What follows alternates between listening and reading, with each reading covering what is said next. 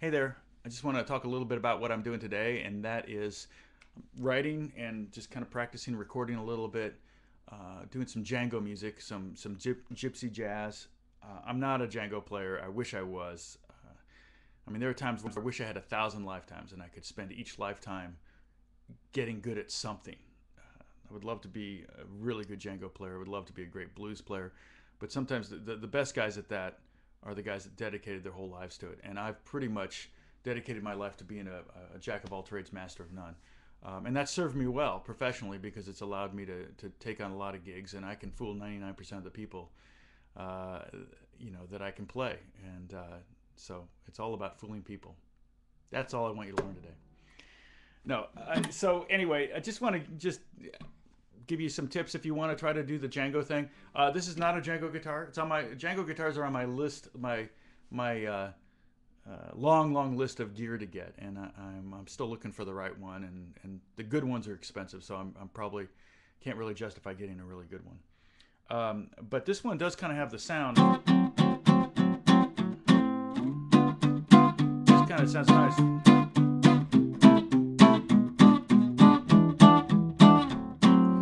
Has that nice sound. Now, the first thing I can talk about in Django thing is the chording.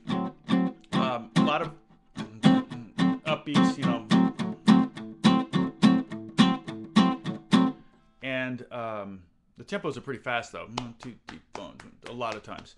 And the chord voices that I'm using for this is it's like this is an A minor 6. It's an A on the 5th fret, an F sharp on the 4th fret of the 4th string, and a C on the 5th fret of the G string, and a very simple chord, and it's very easy to move around. And remember, Django only had 2 fingers that he could really use. He burned when he was 18 on his wedding night. There was a fire, and he burned himself on his whole side of his body, and these 2 fingers got fused together. And so he did all the amazing stuff he did with these 2 fingers. I mean, it's a textbook example of making lemonade out of lemons, I guess. It's a textbook example of using something that happened bad for good. But so he would do very simple voicings, and so that minor 6 chord is a real common chord, and you could do a 7th like this would be a D7 or E7, or you could do E7, very same shape, but this would be E7 over B, okay? Or you could do like a C6 major chord, might be like that, or an E over G sharp.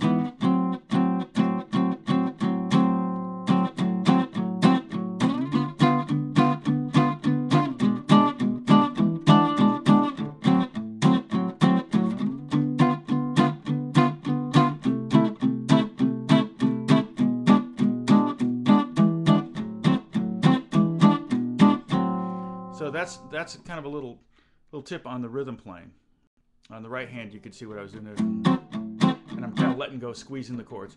And then another thing that they would do a lot is kind of emphasize the 6th of a chord. So on the A minor, you might do, or on the D minor,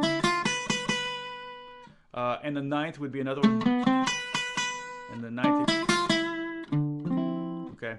So I've got a little track here that I was just kind of practicing with, trying to write a melody, and I'm just going to do something. I'm just experimenting here, but this is what I was working on today. So I'm going to play a little track. You can hear it.